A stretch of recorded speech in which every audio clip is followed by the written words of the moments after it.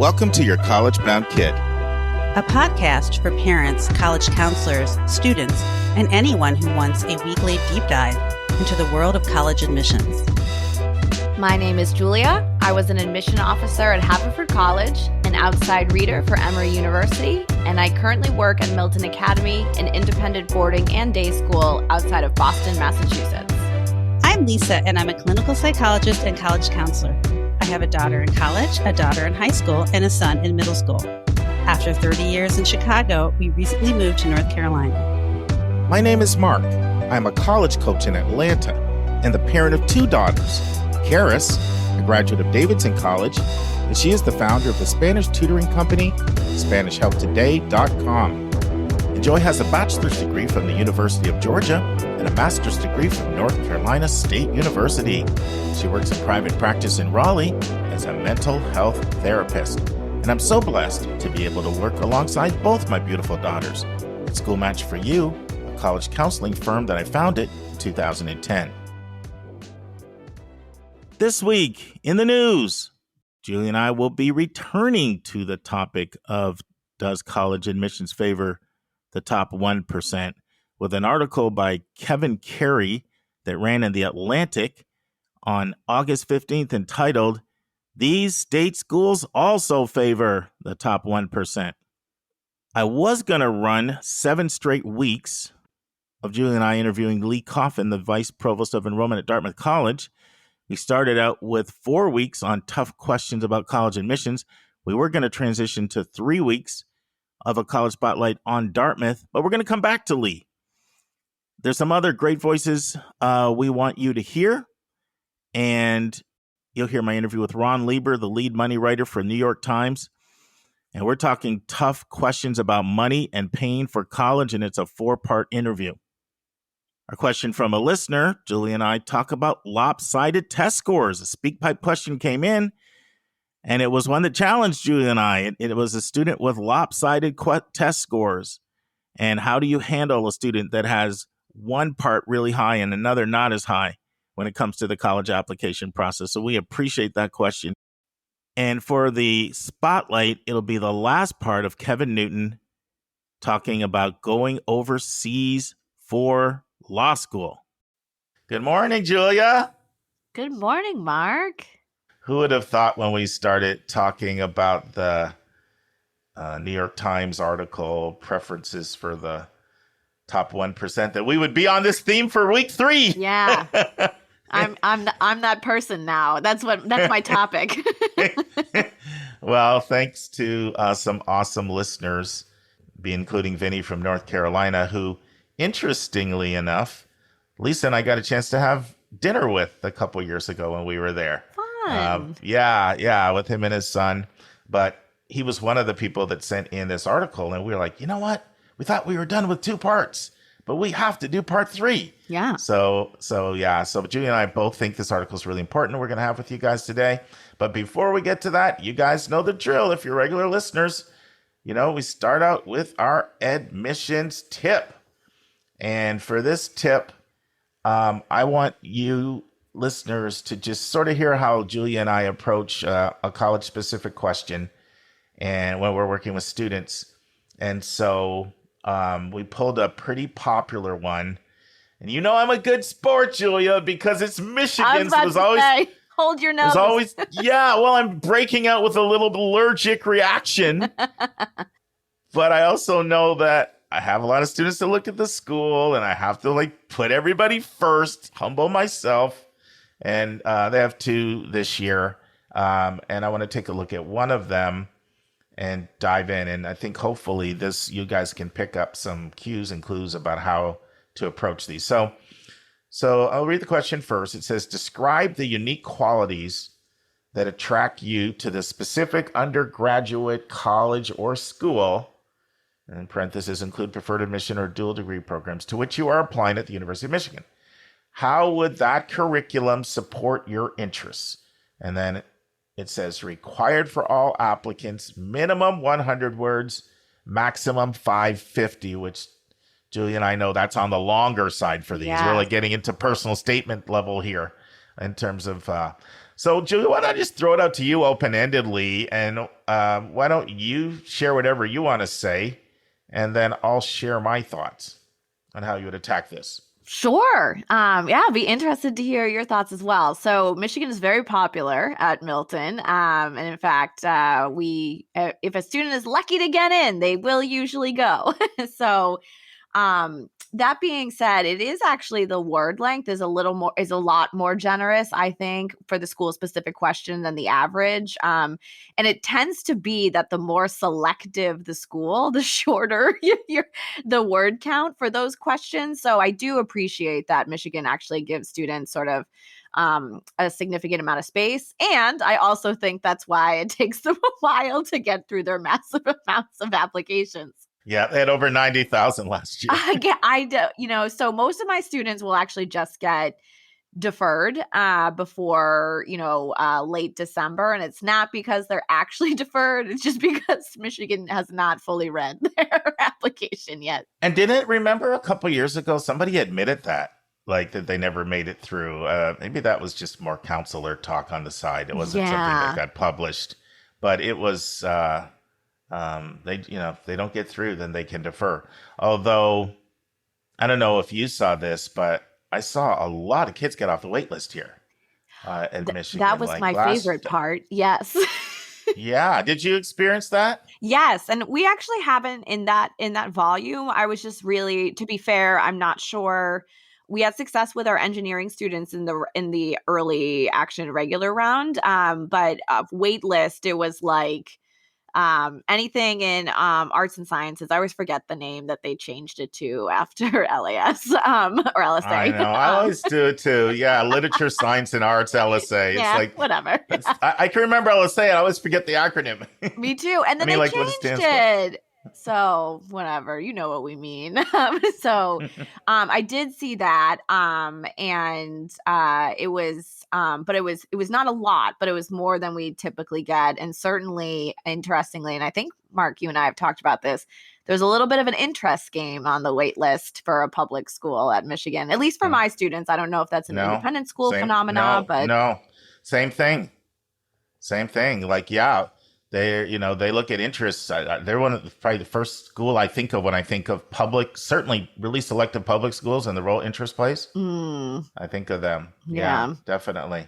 So do you want to go first, or do you want me to go first in terms of sort of how do we attack? Your call. Why don't you go first? I'm kind of curious to hear what you say. I think.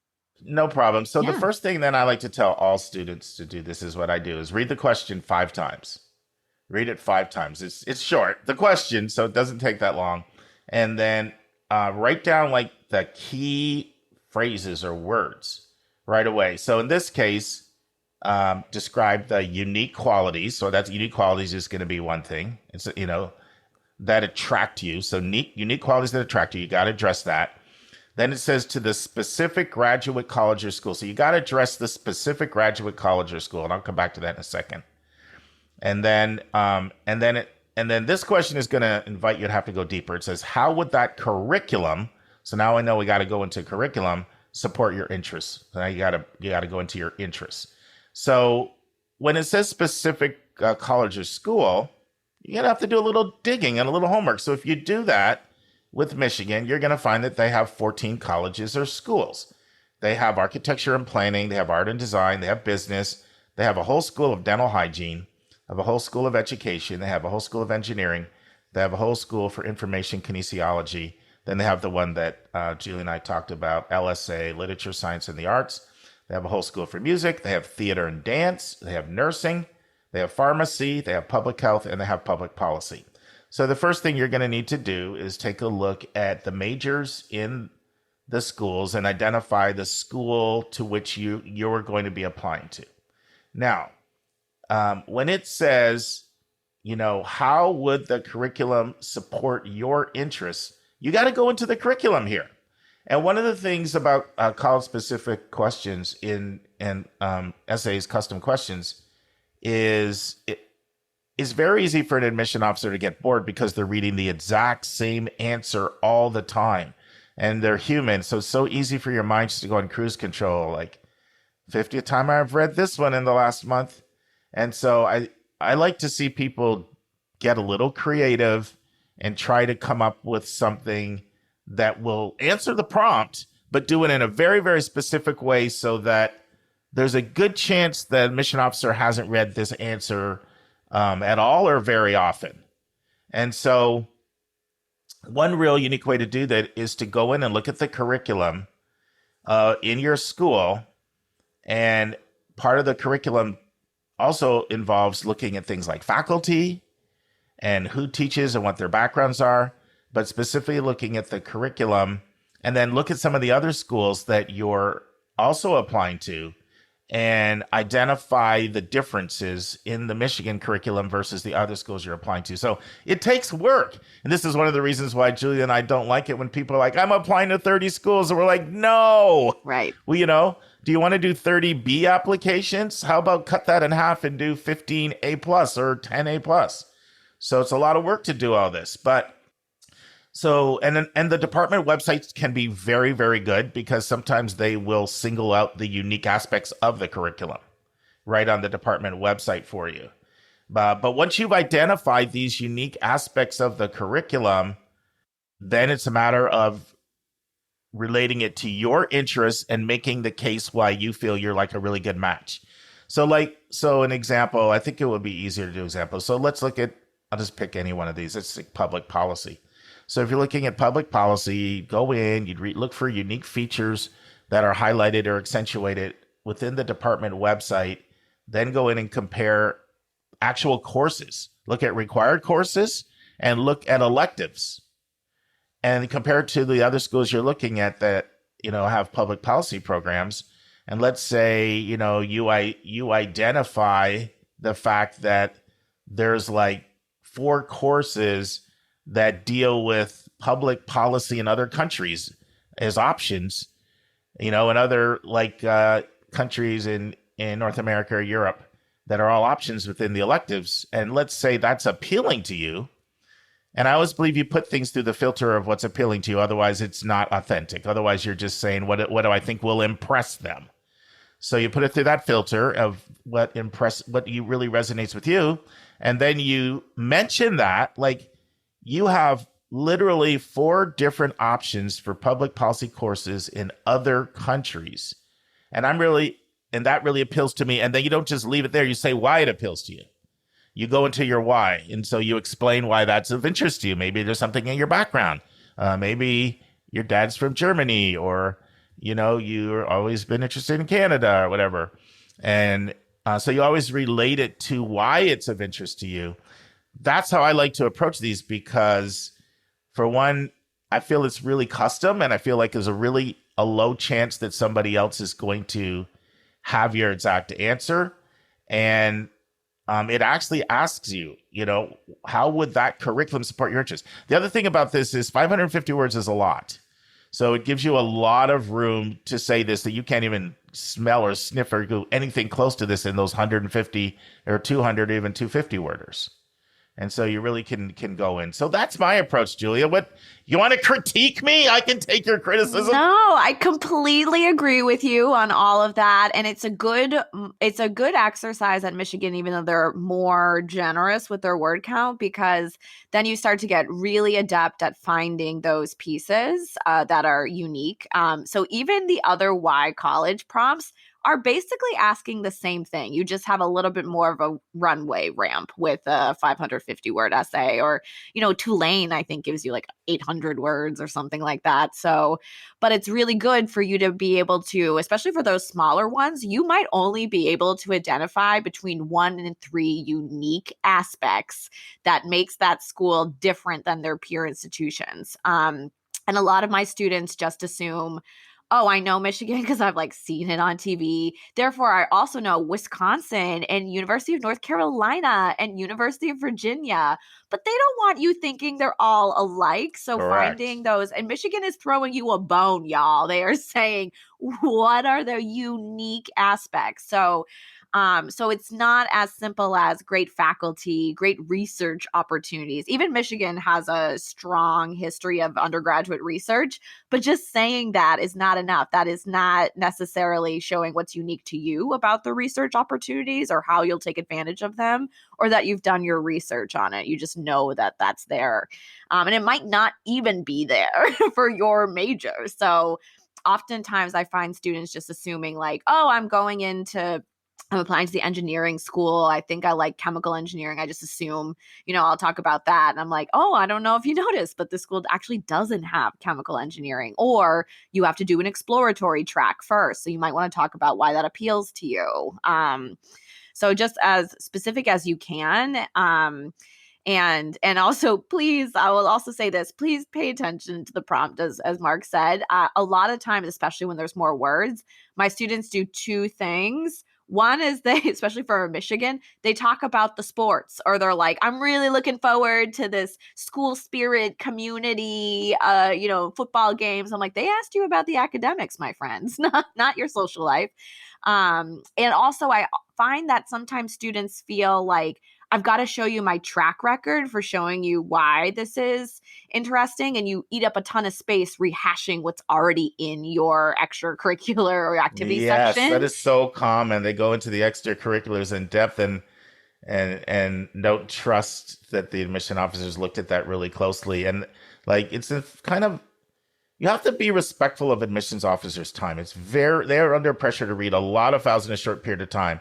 And so one pet peeve is to be duplicating things they've already read other places. This is your place to share new stuff. Yep. So I find, a lot of mistakes really boil down to two things: being too general, not getting specific enough. And then the other thing is not giving your why, not relating it to, like, just making the statement, like, you have a good public policy program. And I like the fact that your public policy program, and I remember talking, and I can't remember who it was, but having a conversation with admission officers in 2018 or 19 about these. And they said, just telling us what's on the website is not cutting it. We already know what we have, what we offer. Also true. Yes. We know what we offer. We're trying to learn about you. But you have to, of course, talk about it. You can't just jump in and talk about yourself. So it's that twofold thing. And so I don't know if this is helpful, but hopefully this was helpful, because what my hope is, you can sort of take the concept of this and transfer it to somewhere else. 100%. Yes. And I often find that sometimes it takes students a few steps to get to that specific spot. So you start with, just what you said, like, I really like your program. I think it's very strong. Then what about the program? And they'll be like, oh, I like small class sizes. I'm like, guess what? There's small class sizes at their peer institutions too. Yeah. So just keep going and going until, and it might really be like 1 to 3 things that you can come up with. You are not trying to write an encyclopedia, or you might have to forgo some things that appeal to you because they might be replicable at another peer institution. So, but as Mark just said, the admission officers make the leap for you. They will see how you can take advantage of that. So between what you've got behind you, what you're looking forward to, and the more specific you are, the more excited they're going to be able to admit you. And you will, I would say, probably the average essay absolutely is too general. So even if you've got a couple, great chance to stand out. Yeah. So even just a couple nuggets in there might really just be the tip you need in. And I know we've said this on the podcast, but I have found that is often the supplement. If your foot is in the door, you're in the committee room, they're trying to figure out if they're going to admit you over other students. It is often that supplement that tips you in or out. Yeah, we can't say that enough. That's just been my experience sitting in different times I've sat in file reading processes. Also, if I drop back on my own admissions experience, as well as I'll talk about a very specific conversation I had in 2020 with the University of Michigan rep for Atlanta. And we had a chance to sit down and talk. And it was kind of like, almost like, all right, what's the secret sauce? Like, what are the secret sauce is not, I don't like to use the word, but I said, here's what I like to ask admission officers. I said, everybody wants a good student. Everybody wants a good citizen. Everybody wants somebody that will contribute. What is it besides those things that tends to put somebody in the admit pile for Michigan? And you know what the answer I got, Julia? How you answer these college-specific questions. That is just huge in our evaluation. And you'll find that is the norm, more so the exception, especially as you go up into, more selective tiers. Like schools have really high expectations that you are going to not give them the general stuff they see all the time. And so another thing I like to say to students is, are the points that you're choosing to make only apply to that one institution? Like, that's the level of granularity. It should not be something that, 40 other schools could also say this. And this is a pet peeve, Julia, because I'll just say recently in the last year. So when I was at Colorado College last July and they were giving advice, about one of theirs, I said, please don't go on and on and on that we're the school by the mountains, And then I know that when Lisa did her visit to UNC Wilmington, same thing. Please don't go on and on and on that we're by the beach. Right. And then when I was at University of Chicago this July, they said, please don't say you're by a lake, you're in a city, and you have good computer science. Because guess what? There's 42 schools in Chicago. We're all by a lake, and 38 of us have computer science. Yes. Yep. So they're giving you a hint. Now, one thing I've been really happy with, it seems like more so this year, at least maybe it's just my perception, more schools are saying in their intro, be specific. They're telegraphing that. And I am appreciative of that because I know most people are in big public schools without getting custom one-on-one guidance. They're left on their own to do this. And most of the time, people do not do good answers to these without some coaching. Right. Exactly. So, all right. We took 20 minutes on that, but hopefully it was helpful. Yes. Big point. All right. So now we're going to transition to an admissions tip. And I am actually going to pull a term that I just learned when Susan and I did our look at 5 decades of admissions with Mark Hatch. The two of us reflected back. And if you didn't hear that, you really need to go back and hear it. It's on the last episode in August and the first episode in September on our Thursday in the news section. And it was decade by decade going through how admissions has changed. And one of the points that came up there was there used to be a time when schools were very conscious, colleges were very conscious of, if we take this kid in the class, how is that going to land in the rest of the school community? That could be a problem for them. So we better take some of these other kids and draft them in with us.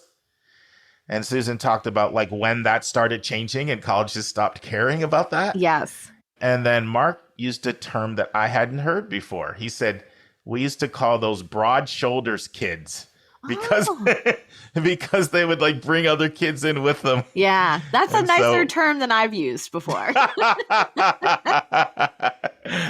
So that's our term. We're going retro, broad shoulders kids that draft other kids behind them. It still happens to some extent, just not as much as it used to before. Right. And our big number is 8.6, which doesn't sound that high in of itself, but I like to do this every year. I like to go back and look at the differential admit rate between regular decision and early.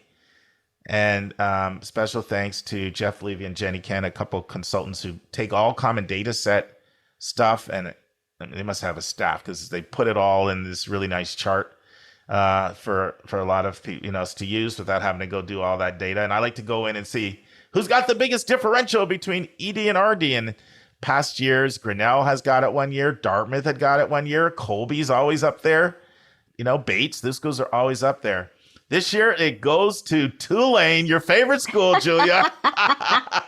A 67.9% ED admit rate and a 7.9% regular. So almost 9 times more likely to get in Tulane if you ED versus Artie. And what are you thinking over there? I just think that's actually an even more generous stat than perhaps other years. And I just want to thank the new leadership that is there to That's true. Yes. They got some good people. What's his name? Sean came over from Temple. Yes. Formerly of NYU. Yes, Yeah. formerly of NYU. And he's someone that we all like respect a lot in the industry. And we think that he's going to really get Tulane going in the direction that, what would the word we should say, like more respectful practices. We'll use that word. Yes. They've gotten a couple slaps on their wrists a couple times. So I think they went for somebody intentionally that could steer the ship in the right direction. And now it's time for Hot Topics in the News.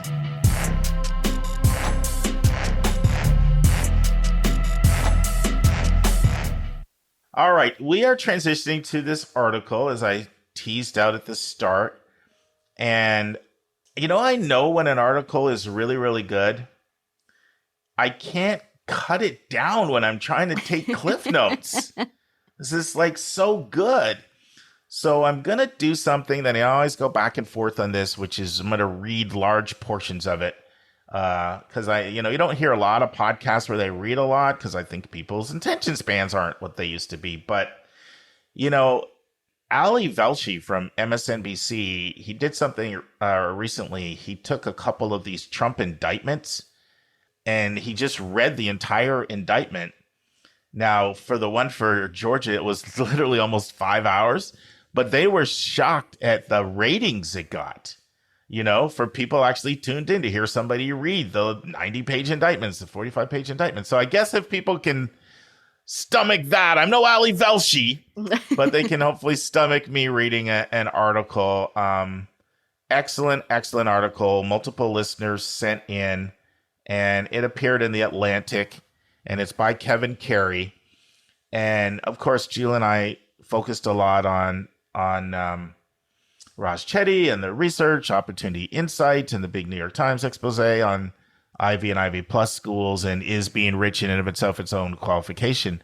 What Kevin Carey from The Atlantic did is he came and he looked at state schools and said, and he's like, snap, it's not only independent schools that are playing the 1% game.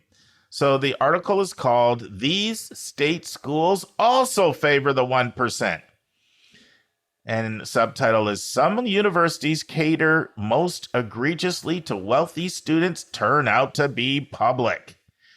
All right. And so this came out August 15, 2023. So it starts out by saying, earlier this month, the century-old Pac-12 conference was swiftly and brutally eviscerated. In the space of a few hours, 5 of their member universities left for rival conferences, offering massive paydays financed by TV sports contracts. As Jamil Hill put it for The Atlantic, the shift pits the long-term interests of schools and conferences against their own insatiable greed. Now, I was following this really carefully, and my brother and I are texting and blowing up with podcasts because I follow sports, and Michigan State is in the Big Ten. And, you go back about a year ago, the Big Ten engulfed UCLA and USC, two founding schools in the Pac-12 almost 100 years ago. And now they came back again and they snagged Washington and Oregon. And that's because there's over $1 billion TV contract that these schools have. And so each school gets like a massive, massive payday. So the article goes on to say, all 5 of the defecting schools are public universities: Washington, Oregon, Utah, Arizona, and Arizona State. So some schools also went to the Big 12, Utah, Arizona State. And then Colorado did as well, by the way. I didn't mention that in here, but Colorado also bolted. The money grab in college football is just one symptom of a troubling stain in American public higher education. Many of our public universities, it turns out, don't act very much like public institutions at all. It's natural to assume that public institutions of higher ed would be more egalitarian than their private counterparts. In K-12 public school, it's free. Private school is expensive. But at the college level, the line between civic purpose and private profit doesn't map so neatly into a public-private divide. The clearest evidence to date comes from a recent blockbuster study by a trio of economists at Harvard's Opportunity Insight Project. Most of the media coverage has focused on the study of the analysis of the so-called Ivy Plus schools. That was like a smack to us, Julia. That was us. We focused all our time there. Where the researchers found that the wealthiest students get an admissions bump relative to other applicants with the same academic profile. Even among people with identical SAT scores, students from the top 0.1% of income are more than twice as likely to get into universities like Harvard, Princeton, and Yale. Public flagships like UC Berkeley and UVA showed no such bias. But then it goes on to say, however, their sample included 139 institutions, including 50 public universities, and the results show a more complicated picture. Not all of the private schools are biased in favor of the rich, and some of the schools that cater most egregiously to the wealthy turn out to be public. And then it gives some examples of who's doing well and who's not. It says big blue states such as New York and California, they have extensive, highly regarded university systems with no wealth bias in admission. So it's referring to the UC system with 10 schools, 9 undergraduate schools, and then the CSU system, 23 schools, the largest public school system in the country. And then you also have the SUNY system with 63 schools. That's what it's referring to here. So it says, if anything, they have the opposite. The ultra wealthy are almost 50% less likely to go to Berkeley than similar qualified, not rich students. The trend applies throughout the University of California system, as well as campuses in the State University of New York. Although public universities' budgets nationwide were devastated by the Great Recession, talking about 07 to 09, we've talked about that a lot before here, California and New York eventually restored the lost funding and invested even more.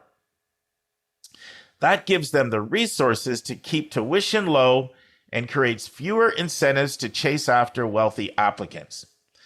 The sheer size of those systems also means that power and money aren't concentrated in a single flagship university with aspirations of athletic greatness.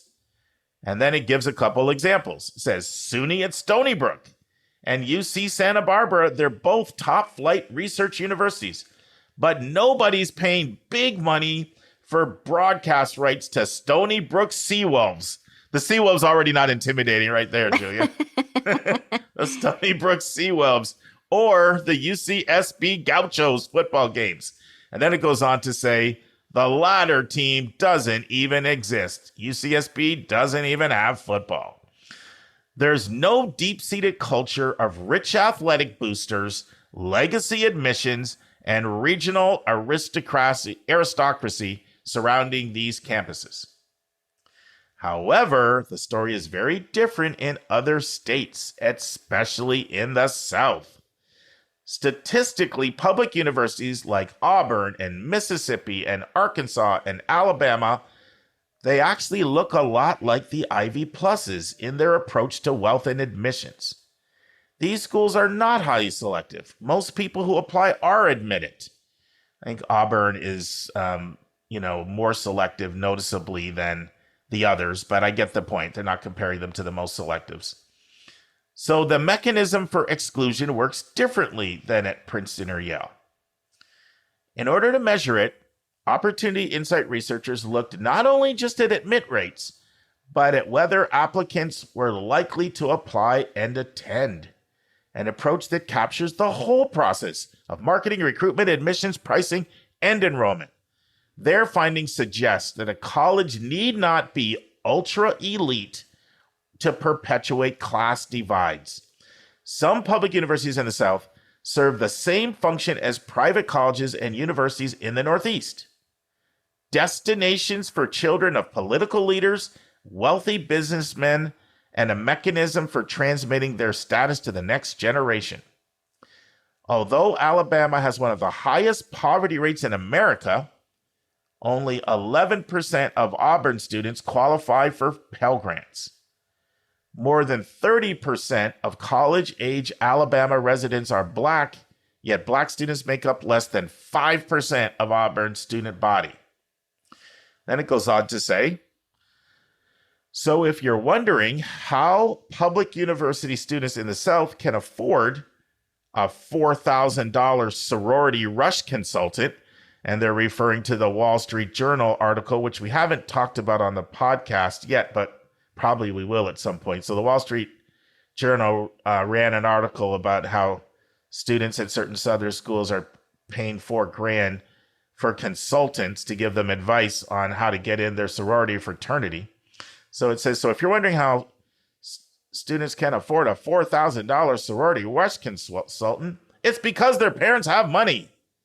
If you're curious about why so many rich kids are on campus, it's because places like the University of Alabama give an effective 45% bump to the children of the top 1%.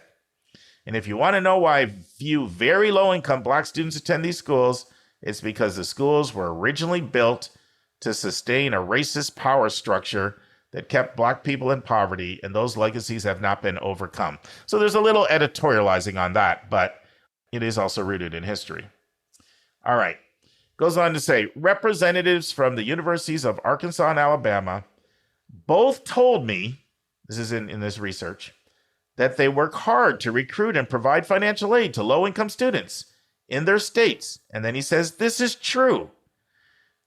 But he says both say that income is not one of the criteria that their admission offices consider. He says, but it doesn't have to be, because a very efficient unofficial filter is at play. Most of the students attending schools like Arkansas and Alabama come from other places, meaning they pay out-of-state tuition. At Alabama, 58% of undergrads come from out of state. That's $32,400 a year plus room and board. Students who can afford such a high sticker price are wealthy by definition, and they are vital to the university's finances, and that's why they take that many, and that's why they have so many out-of-state regional recruiters. The University of Michigan charges out-of-state students more than $55,000, the same price as Harvard. Administrators are essentially running two institutions in parallel: a reasonably affordable public school for residents of Michigan, in-state tuition $16,736, and a very expensive private university for everybody else. This dual identity shows up in the Harvard study results. The richest and poorest students from Michigan get into Michigan at similar rates when they control for test scores. However, for out-of-state students, there's a marked lean toward the rich. Again, this works differently than it does at elite private schools. In the Ivy Plus group, the pro-wealth bias is accomplished with the witch's brew of legacy preferences, admissions bumps for patrician sports like squash and sailing, and outright pay-to-play arrangements for mega donors. At public universities, it's a more straightforward, downstream, effective pricing. Most out-of-state students get little or no financial aid, so only the rich can afford to enroll. I mean, Julia, we've talked about this. I mean, UVA School of Commerce out-of-state, $83,000 last time I checked. Woo! Yes, that's cost of attendance. Michigan is pushing close to 80 when counting all-in costs for out-of-state. And so this is what they're referring to. Universities defend these policies by arguing that wealthy students subsidize their poorer classmates by providing enough money for them to have financial aid, who don't pay full price. But as the sociologists Elizabeth Armstrong and Laura Hamilton describe in their groundbreaking 2015 book, Paying for the Party, the two-tiered approach works out badly for first-generation and low-income students. Following two groups of undergraduates at Indiana University, Elizabeth Armstrong and Laura Hamilton found that wealthy out-of-state students just sailed through their 4 years with fraternity parties, weekend tailgates, graduation, marrying, and starting their careers, while the first-gen students ended up with the burdensome student loans, uncertain job prospects, and no degrees. I mean, most of the time they have to drop out over money because they can't continue to make those payments. For some low-income students, the dream of attending a flagship public university turns very sour. At Alabama, there's an 18 percentage point gap between the graduation rate of Pell Grant students and their more well-off peers. An unusually large disparity. And I see that, Julia, because you get in the LSUs and the Alabamas, and they give you no money. And so they stick you with a $50,000, $55,000 bill. And there's always some parent that's like, I have to do it. I just have to make this work. This is my daughter's dream. And so they try it for about 1 year. They do Parent Plus loans. They do all this. And then they realize this is completely unsustainable. So that 18% dropout rate is largely explained by the fact that they're not providing need-based financial aid. It says, despite all of these out-of-state dollars, families earning less than $75,000 still pay about $20,000 a year in total cost. Auburn numbers are similarly grim. The more public universities come to resemble private ones, the more they cater to the people who pay the bills. Consider 3 mega conferences that now dominate college football: SEC, Big Ten, Big 12. Man, Julia, not only do I have to talk about Michigan at the start, now the article takes a whack at Michigan State, but so that, hey, what's that saying? I'm losing my sayings. If the something fits, I can't remember the saying I'm trying to make, but if the shoe fits, well, whatever. Yep. If they deserve it, they deserve it. I guess. Yeah. Well, you're getting good karma points. How about that? Whatever that means. So it says Michigan State, the University of Florida, Purdue, the University of Kentucky, and Texas A&M, all big-time sports schools, all running out-of-state, full tuition racket, all skewed to the rich. So, charge out-of-state astronomical to bring in the bills and attract the rich. And then it says the gap between public universities that combat wealth inequality and those that seem to perpetuate it maps onto the red-blue divide. In other words, you do see a correlation between the politics of the state and the availability of need-based financial aid. It says, but only roughly. It says higher education in America is also shaped by idiosyncrasies of history and geography. It shouts out North Carolina, a purplish state. It has a great, well-funded system of affordable public universities. North Carolina Chapel Hill has no wealth preference, nor does North Carolina State. Well, at least they shouted out my daughter's school. Yeah. Duke University, right nearby, has that covered. Pennsylvania, a fairly blue state, has an unusually lousy tradition of inadequate funding for public universities. Penn State charges non-Pennsylvanians $38,000 a year. Okay, I'm almost done. Just a little bit more here, and then I'll get Julia's commentary. I know I rarely read this much, but I'm hoping that you guys are really getting the essence of the article. All right. It says, one kind of university seems immune to all of these trends, science and engineering schools. Based on an analysis of the data, 5 private universities in the Harvard study were less likely to admit applicants from the top 0.1 than comparable qualified middle-class students. Less likely. Who were they? Caltech, RPI, WPI, and Case Western Reserve all have top-class engineering programs. Among the Ivy Plus, MIT was the only one that didn't have a wealth preference. Public universities like Georgia Tech, Virginia Tech, Colorado School of Mines also had more egalitarian results. Even the most elite liberal arts school can create an easy glide path to graduation for the dull-witted progeny of the deep-pocketed alum. Athletic recruits can famously go from start to finish at big state school without encountering a single challenging idea along the way. Engineering schools, by contrast, have academic standards that are hard to evade. As Martin Schmidt, the president of RPI, came to the job after serving as the provost of MIT, said, "There's a phrase we use here about the rigorous math and science classes all of us are required to take. There's nowhere to hide." Of course, not every university can or should be devoted to math and science, but the existence of these well-respected schools, and once again, he's referring to RPI, WPI, Case Western Reserve, and Caltech, all of them showed no bias toward the top 1%. There's nothing inevitable about higher education systems that bend toward the gravity of wealth. If academic standards come first, the power of money recedes.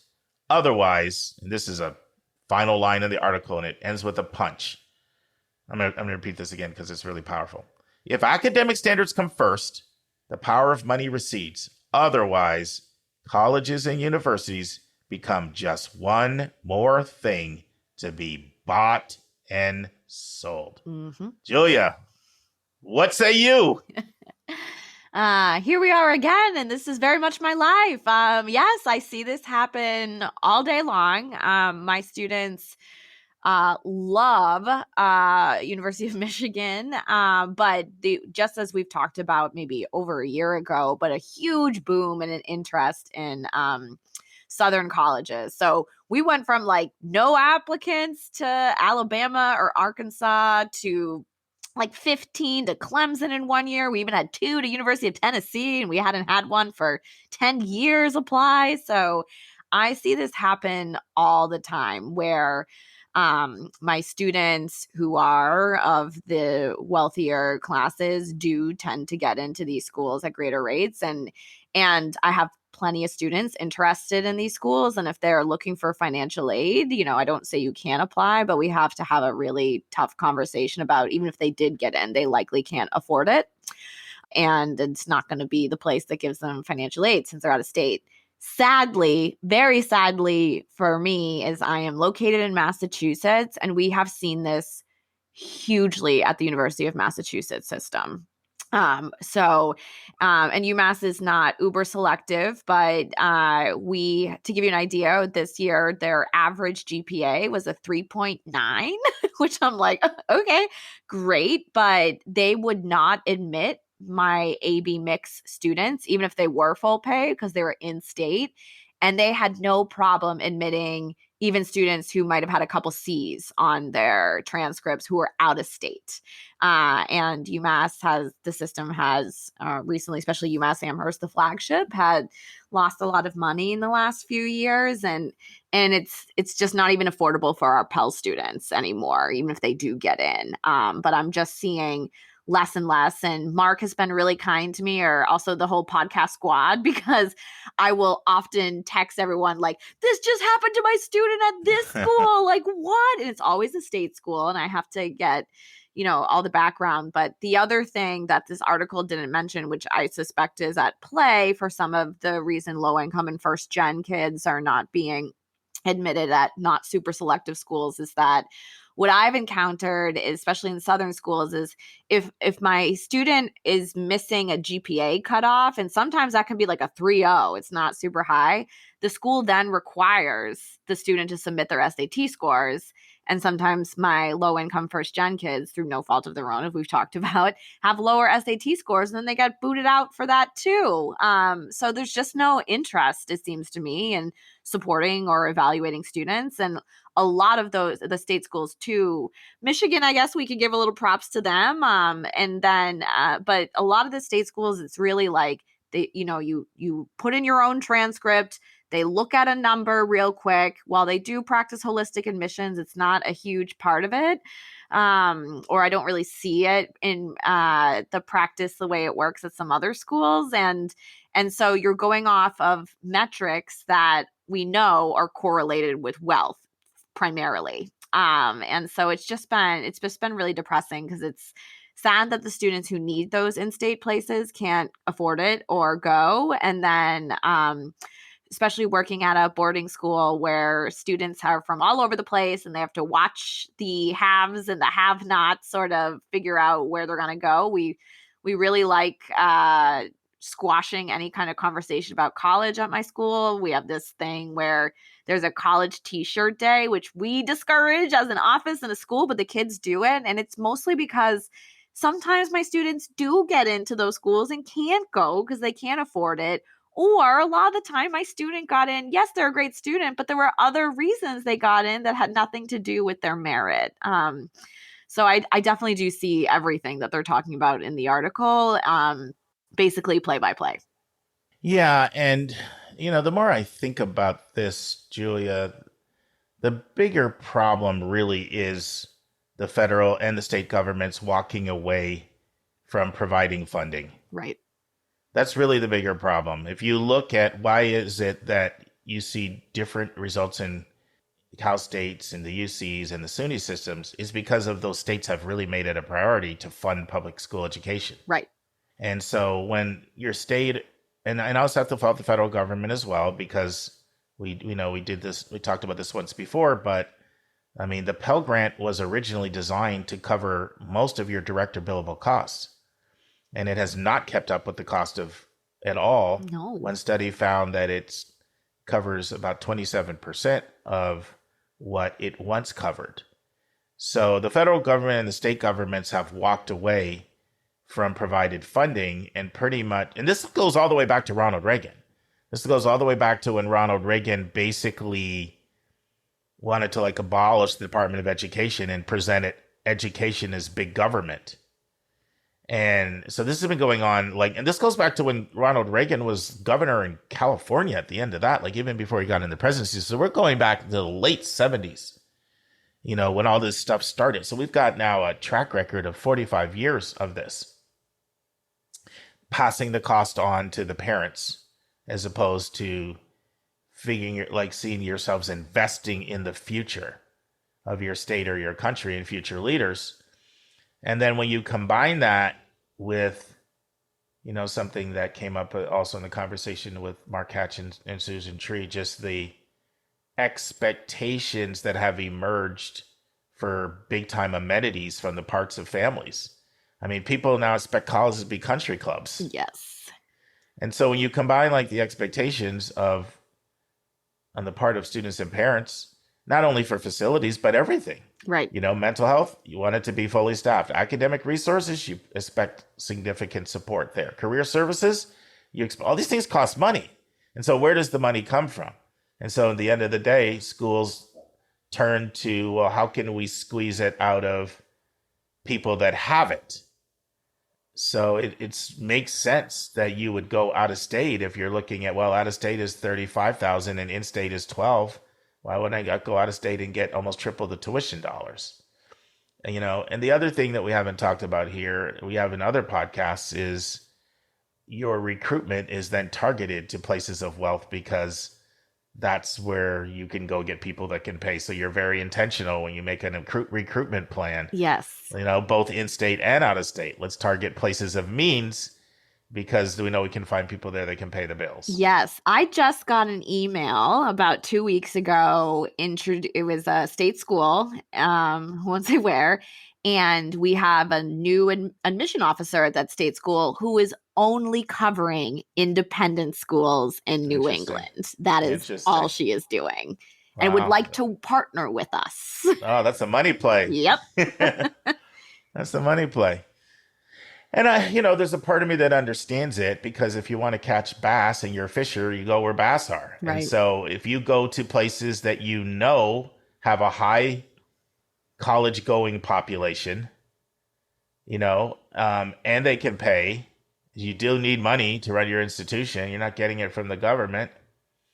And you have a track record and look back and can see we've got lots of applications here, lots of enrolled students. I get that gravitational pull, and I'm not saying not to do it. I'm just saying this is what leads to this wealth skew. One of the other things that leads to the wealth skew. Now, from my experience, Julia, I haven't seen, to my knowledge, schools that are intentionally discriminating against people in the public schools because they don't have money, almost like a reversed, we certainly see it in private schools that are need aware. Right. But I don't see a lot of need aware admissions on the public schools. To me, the way it fleshes out here is a couple things. Either they're not recruiting where those students are, so they don't get into the applicant pool, or they get in the applicant pool and they get accepted if they meet the metrics, but when they get the bill, they either can't come or they do what I said earlier, which is they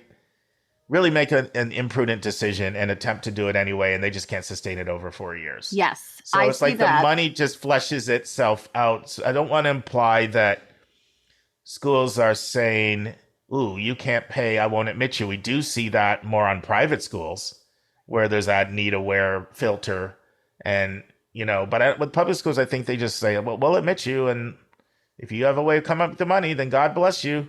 But at the end of the day, when people look at the bill, they either don't come or they come and drop out. Would you agree with that? That's been my experience. Absolutely. I mean, the system works itself out for them, right? That like, Correct. it's sorry, we don't have our own institutional fund. Sorry. Oh, maybe if we do have a little merit aid here and there, we're going to give it to the most, the top 1% of our applicants who tend to be also wealthy people. But even my, we have about more than half of our students are on a significant amount of financial aid at my school, and they might be first generation students of color from a different state. And yes, like UMass will be happy to admit them, even though they cannot afford to go, but they still would pay more than an in-state student would. And so it makes sense for UMass to admit to get, another $10,000 because they know if that student does come, there's no way around it. The student has to pay that. Yeah. So that's all I had to say. I don't know if there's any closing thoughts or if you feel like we wrapped it up, but I'm going to promise our listeners one thing. The next time we do an article, it won't be on this topic. So, I mean, I'm not saying we'll never come back to it again because it's important, but Julie and I are more than one trick pony. We have some other things out there that we want to talk about, but this at least completes our trilogy on admissions for the top 1%, at least for now. Any final words, Julia? No, I was trying to think of some sort of like rallying cry but we'll just see how it all plays out. Yeah, I just challenge families to make financial fit one of the factors that you can take into consideration, and do not feel guilty about that. Do not feel like I'm not letting my child have their dream. They'll be fine. There's more than one place in the country they can go and get a great education. And there's a nightmare on the other end if you're in significant debt and then your child might not be able to fully develop in terms of what they want to do in life if they're saddled with debt. So I've never had a student come back to me and say like, gosh, I wish my parents decided to just send me and try to make it work.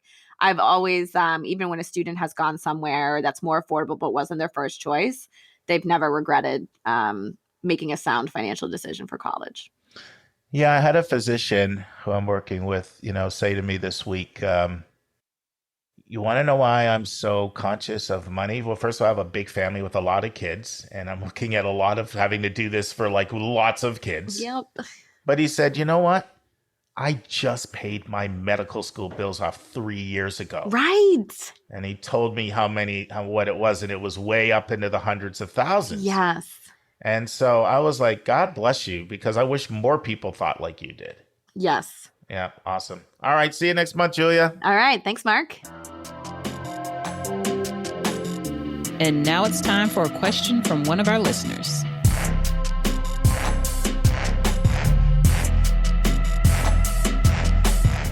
All right, Julia, you starting to get in this question groove?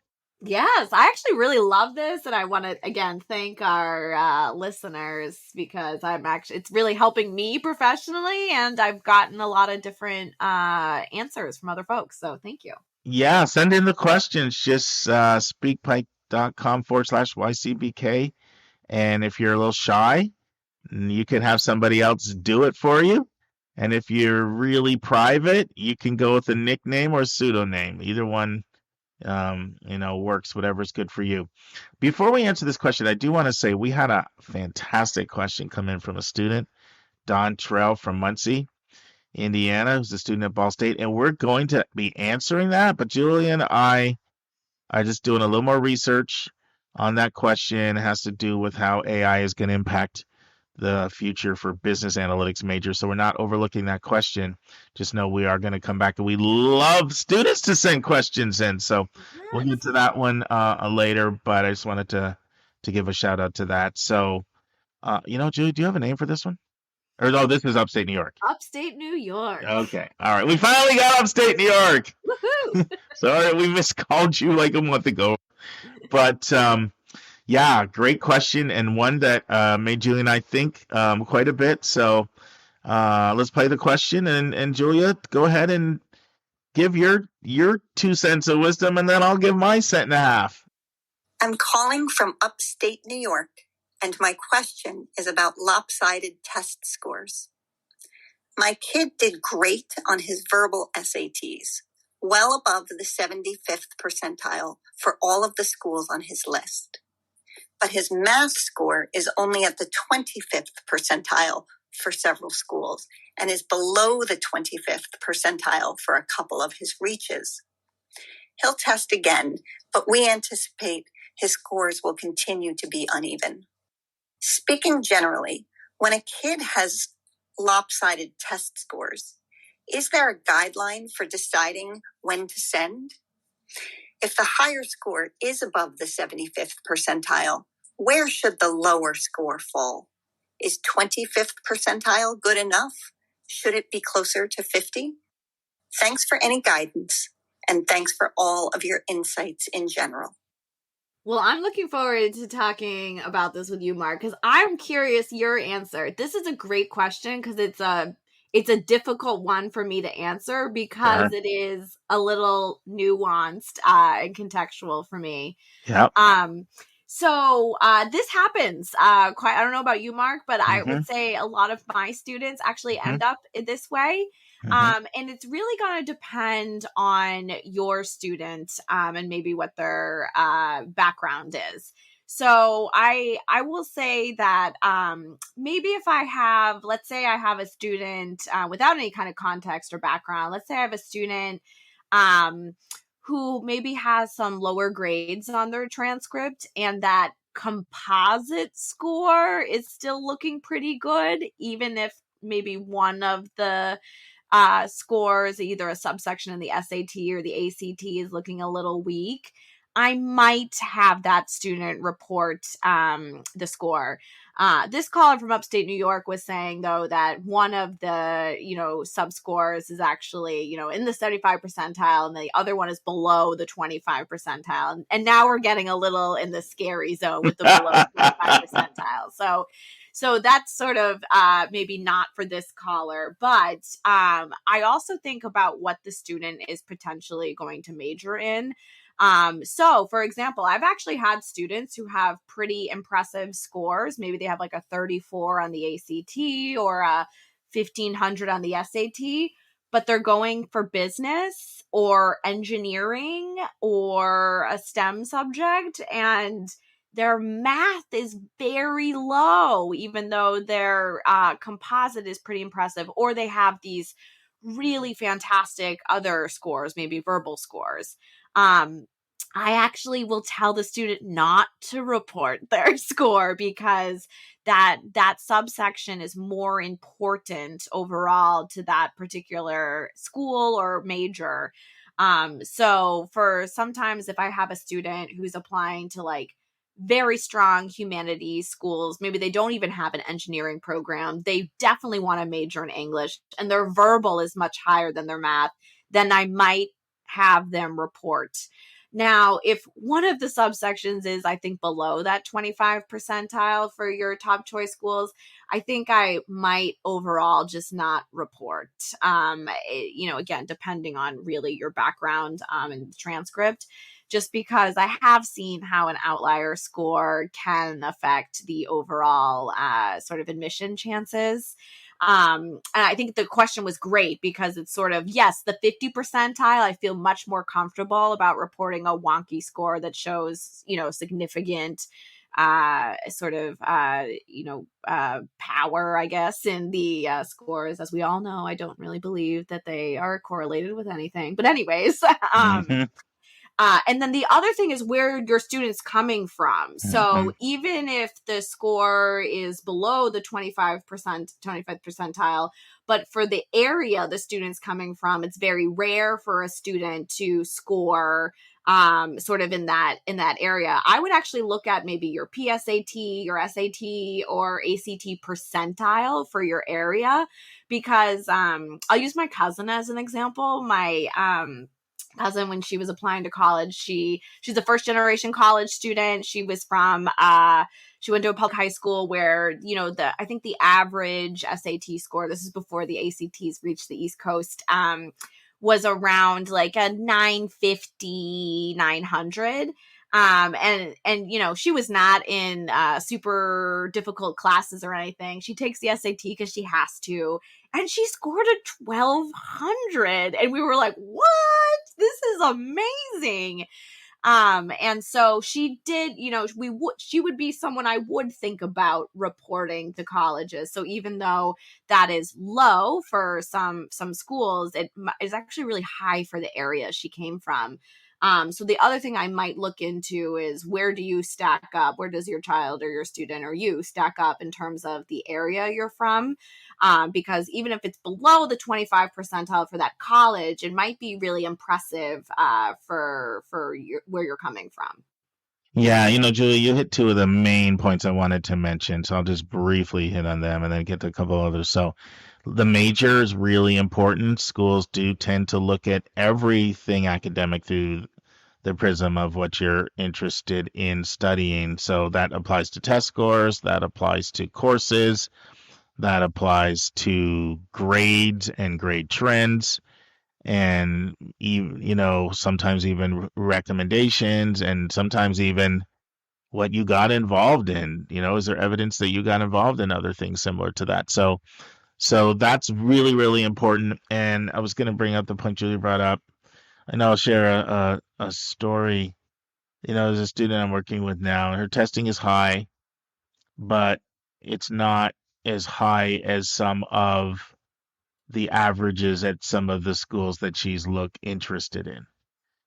So it's like a 1500 SAT, which was known as a really high test score. It's like, top 1.5%, 2%. But we know there's schools that now, especially now with test optional dropped the bottom half at a lot of places. And so there's a lot of places now that have averages over that.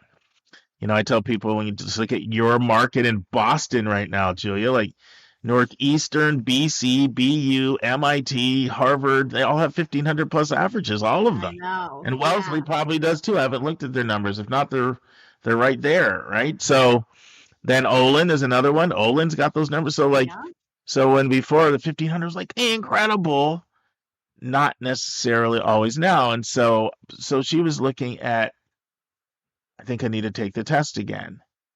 And at first I was like, well, open to that actually, because of some of the schools on the list. But then I went back and I looked at her high school, and she's crushing it compared to her high school. Right. And schools really look at that. You might have heard us talk about Landscape before. It's a tool that colleges really like a lot as a College Board product that allows you to get a profile of the testing profile and the demographic profile of the high school. And you're really seeing through that context of how do you do compared to people around you. And that's partly because some of that is a gauge of privilege. How much privilege is there in the system? And you're going to, of course, be expected to do better if you have highly educated, affluent parents, because your parents are ultimately your main teachers. And you've really had one-on-one teaching in your home for 18 years. That's going to be that's going to be something that's going to be factored in. Once I saw how her high school did, 1500 looked incredible. I've shared this story once before, but I'll share it again. I was having a conversation with a senior level person at Yale, and I asked them, everybody says submit your scores if they're like above the median, but that doesn't take context into consideration. So what advice should I give to someone coming from a very hard demographic for you to get? And the person said to me, and keep in mind, Yale's median ACT is like between the 34 and 35 in that range. And then the senior level person said to me, if I could get a 31 out of Appalachia, I'd do a cartwheel. That's probably the highest score that school has seen in 5 years. Right. So that's just a matter of something to keep in mind. So that point Julia brought up is really, really important. The other thing I really want to emphasize, and this is probably the biggest thing I would emphasize over everything, and that is ask the school without revealing exactly what your scores are. Because one thing I'm noticing, I don't know if you're noticing this, Julia, I'm finding schools are getting a little bit better at answering the question, when should I submit my scores and not? Like at first, I hated their answer. Like they would say, and I'd say not everybody, I'm using a generalization, but a lot of them would say, well, that's up to you. Do you think they represent your intelligence? And that's not helping anybody at all, right? Right. Now I'm having schools that are really giving a lot more directed information. And this is a question I like to ask. When I'm meeting with a school, I'll say, if I have a student and it's not a first gen student, it's not an underrepresented demographic, it's a college educated parents, someone that would be seen as privileged. Mhm. Should I recommend to them they submit their test scores if they're above your medians or if they're within your 50% numbers? And I get different answers from that.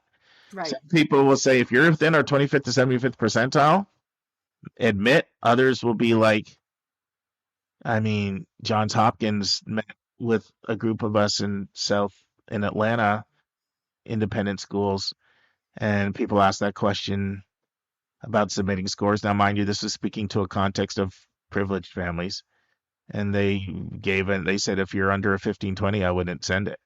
Mm.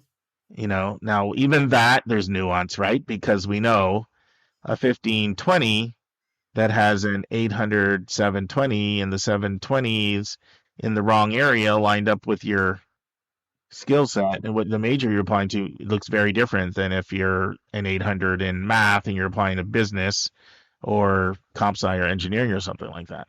Right. I hate to sometimes use all these high-end examples because most people aren't getting 1520s. I get that, but it was just an example. The only thing I have to say about that, I had some advice recently, and I question this advice because admissions people like information. Mm-hmm. Sometimes they want everything and have the information, let them decide. What do you think about this advice, Julia? And this came from a family I'm working with. They asked Michigan whether they should submit, like, what scores would you recommend submitting? Mm-hmm. This is an out-of-state student. Mm-hmm. And Michigan said if your scores are above the average for your high school. I like that they looked at their high school, took that in consideration, but Michigan's pretty selective to just be taking above average and seeing that as acceptable. Right. So, I hate to enter this because people are like, well, what do you expect me to do? You told me to ask, and now you're telling me not everybody is coming clean. But I think most people I find, they want to help you. People in admissions are in admissions to help people. They want to help, and I find that most of the time the guidance is pretty good. Yep, I agree. And so I really want to encourage you to, I don't recommend you say, I have an 1140, should I apply? Because, that person may or may not remember your number, but they might, and that could, like, we always say it's hard to unsee a number when you know it. Yes. So you might be seen as the person with the 1140 and everything is seen through that prism, and that might not be a good score depending on the school. So I don't encourage that approach, but I do like the open-ended. I do recommend, though, that if you ask the open-ended, that you do give a little bit of socioeconomic context. Exactly. Because one thing that can make a school uncomfortable is they know that if it's first gen, rural, underrepresented demographic, they might have a different answer for you. Yes. And so sometimes that's what makes them, hem and haw on the answer. So it's best to say, if you're coming from a family, both your parents are college educated, you may as well share the more overrepresented demographics like white or Asian, throw it out there. What would be a score if you were applying that you would submit versus not submit? That's a question I encourage you to ask. And sometimes you'll get a better answer like that if it's more of a one-on-one than in front of everybody. When you're in front of everybody, you can get the more PC. I'll share this, Julia. I was at Stanford for a week for training in 2019. I went through a certification program they had there, about 25 counselors. And I had I had breakfast with one of their admission officers. And I asked him, I said, for Stanford, should a student self-report 3s on APs? Mm. What do you think he said? I would guess no, because then they see that, but then they also deal with so much of California residents who I would imagine score routinely 3s or below on the AP score. So I don't know, actually. What did he say? So he said, and remember, this is a group of counselors. Yeah. It's not even parents. He said, Right. well, I'm glad you didn't ask me that in front of the group, because you would have got a different answer from me. I basically would have gone PC on you. See? But he said I would not submit 3s to Stanford on your APs. Yeah. And so I brought that up because there can be a difference if you can have more of a, like, you're talking at a fair, it's the regional rep, you get a chance to have a conversation, no other ears are around. You can get a different answer than I'm at an information session with 80 people and you toss it out there. You may get different answers there. Right. But I would say definitely ask the question. And I like to ask it that way. I like to say, knowing what you know, it's your kid, give a little demographic context. So if it's first gen, if it's rural, if it's underrepresented demographic, that is a factor. Know that schools will share sometimes a little bit more of that stuff with Julie and I because we're counselors and they want us to guide our students correctly, and they're careful to fall into a landmine. But I'm noticing schools are getting better at answering that question, where the first year I think they're just flummoxed by it. Yes, I agree. Yeah, I think you're right, Mark, and everyone is actually trying to, and thus the asking individually. They are trying to make it a win-win situation. They want to be able to advocate for you and you to show up in your best way. And so there's just not a one-size-fits-all answer to that. And they don't also want to turn away or suggest that for students who might not be over that 50%, that it doesn't mean that they don't want to see your score. So it's so individualized, but in the end, they really do, most of the time, really do want to have you put your best foot forward so that they can advocate best for you. Yeah, if anything, they lean toward inclusion because, part of a job sometimes is to get applications from your territory. So they certainly they're not going to usually throw water on the fire. And if anything, I think they'll be more inclusive than too restrictive. Right. But I've just been pleased with the answers I'm hearing from my families answering these questions this year, more so than 2 years ago. Yes. Because that's a question they got hammered with, and they've just had more time to think through it. And so that to me is really where I want to hang my hat, because you will get differences. And sometimes it has to do with, something Lee Coffin, brought up, which is, was the school test optional before the pandemic?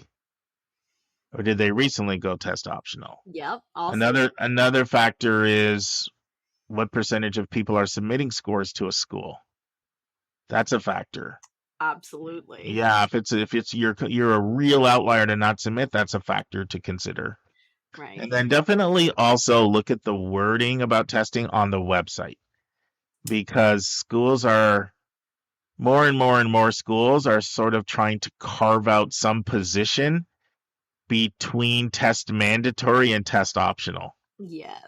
And they're carving that out, whether it's test recommended or Carnegie Mellon, where you have to write an essay on why you didn't submit your scores. I didn't submit them because they were low. You're trying to bust me. You're trying to out me. Yeah. Or if you ever see words test flexible, that's not test optional. So these are all kind of cues that more and more schools, I think, they don't want to go test optional because they know that it will decrease applications and it will put them in a competitive disadvantage to their peers. Mm-hmm. They still want all those apps, but there are some schools, especially on the more selective side, that kind of want those scores, and they signal. And they're signaling it. So kind of look for that language also. Agreed. Yeah, but hopefully this was helpful. Upstate New York. Thank you. We gave you a new nickname. And Upstate New York, you are going to get a copy of Elliot Felix, outstanding book how to get the most out of college, 127 ways to make connections, make it work for you, and make a difference. So really want to thank Elliot for sending us 20 copies of his book to give to listeners. And we don't recommend books that we don't approve of. And so the book also has our endorsement as well. Not necessarily saying we agree with every single word in it, but we think it's a book absolutely worth reading. And some of you other listeners, you might not send a question in, but you might want to pick that book up because it's not just about getting a college, it's about being successful when you get there. Mm-hmm. Any final words, Julia? No, just thank you again to the listeners. I appreciate this. Awesome. Thank you, listeners. Keep sending those Speakpipe questions. All right. See you, Julia. And now this week's interview with a special guest.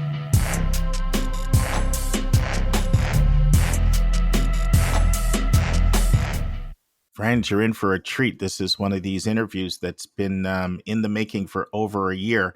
In part one, Ron Lieber gives his backstory.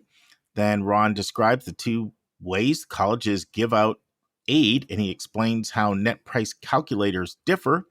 And Ron and I have a robust conversation about whether all colleges can give an accurate projection of what the cost should be before students have to apply.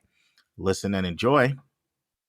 Friends, I'm here with Ron Lieber, the lead money columnist for the New York Times, someone who we've promoted his book, and I've told you on many occasions that he's coming on our podcast, and he's finally here. Hi, Ron. Hi, thank you so much for having me. Yeah, very, very excited to have you.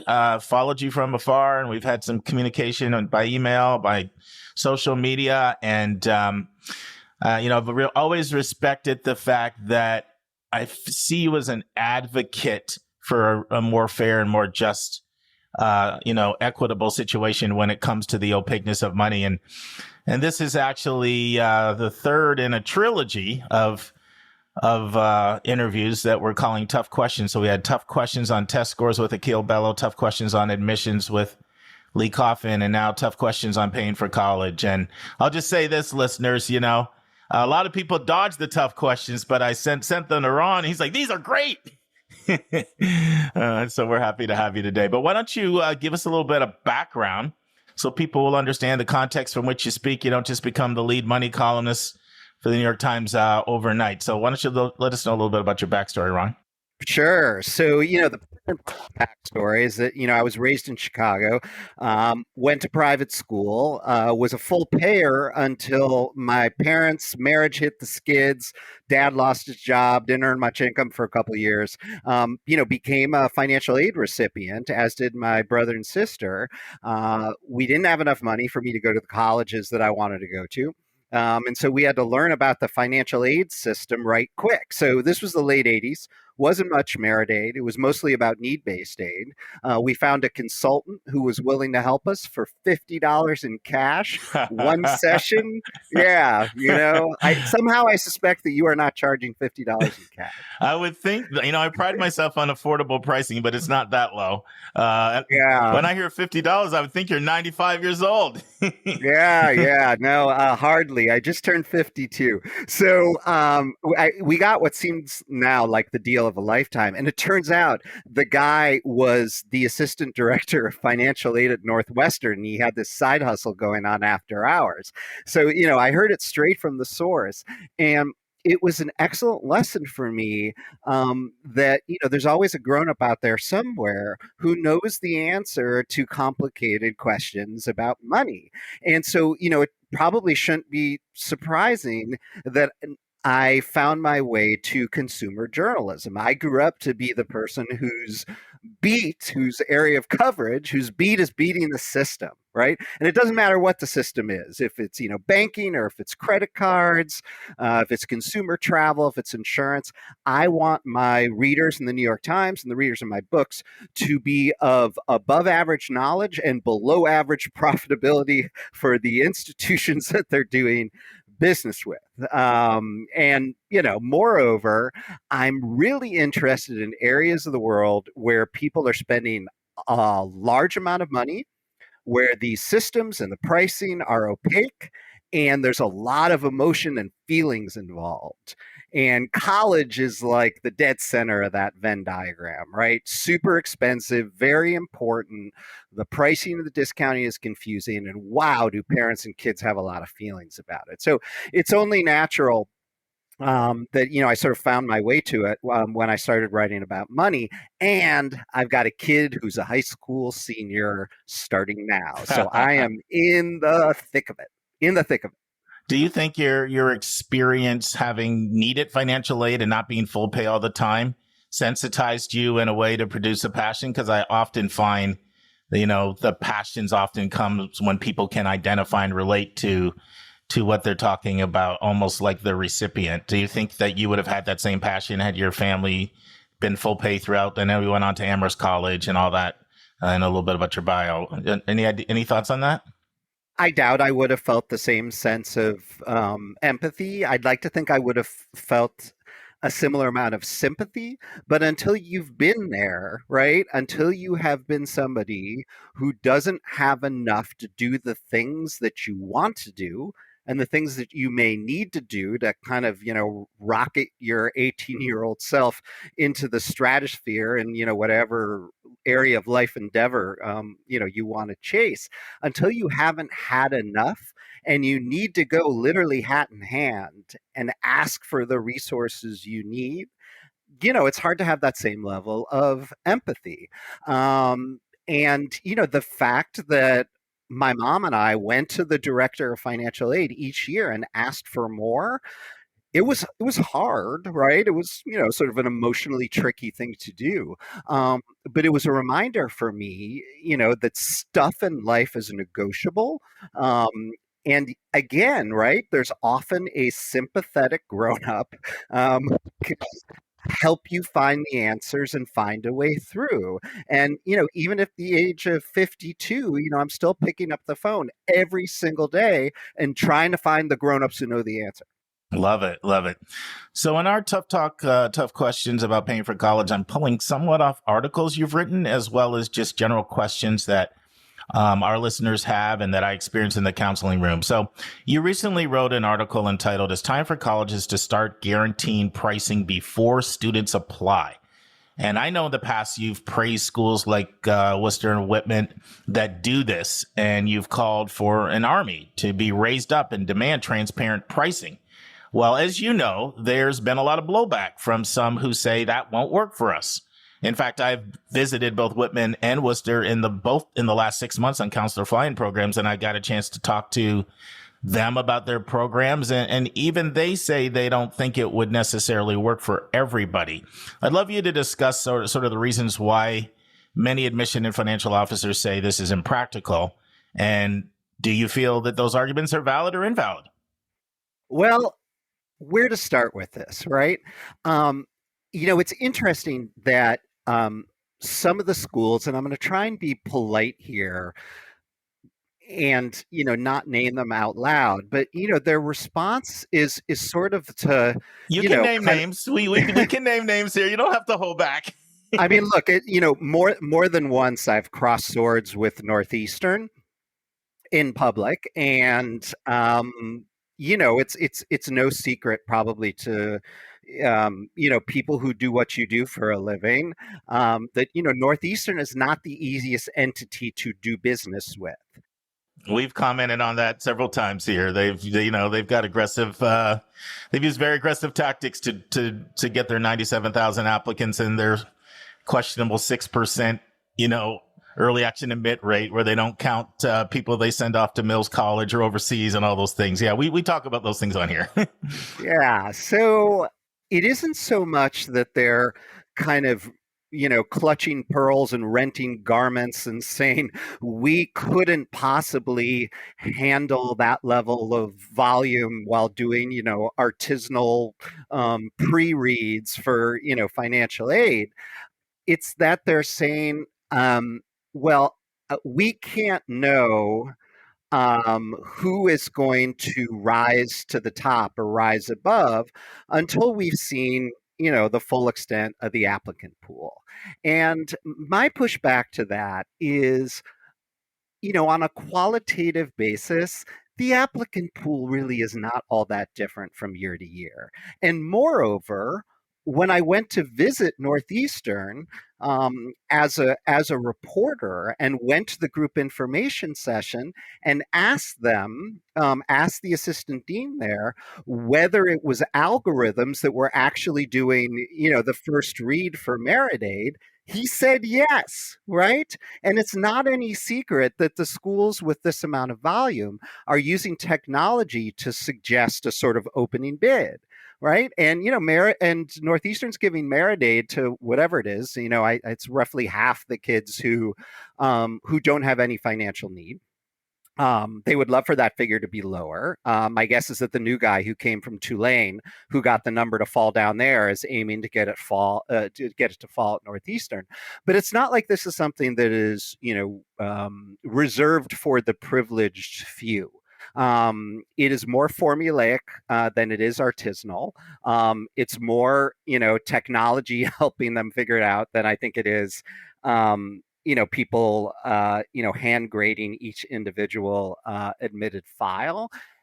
And so I would like to think, that for people who would want a read ahead of time, they could give them one. Or failing that, right, if they don't want to put human ingenuity to it, they could, with all of the engineering expertise at that institution, they could develop a much better net price calculator that would give people a quote that would say, if you are to be admitted, you are probably, if you were to be admitted, we guarantee that you will pay no more than X. And you might well pay X minus 4,000 or X minus 12,000 per year. That to me feels in the realm of the possible. And to say that it isn't at this particular moment in time, when schools are no longer able to judge their applicants on the basis of race in most instances, to the extent that many people of color, that there is overlap between coming from a household of color and being from a lower income background, to say that you can't also be more transparent on pricing is to, in effect, say to low income people of color that at the same time that the Supreme Court is telling us that we can't give you a lift, we are going to choose on our own not to make pricing guaranteed and thus more transparent. And that feels to me like, sort of shaky ground to stand on. Let's take a break to learn about Mark's recommended resource for the week.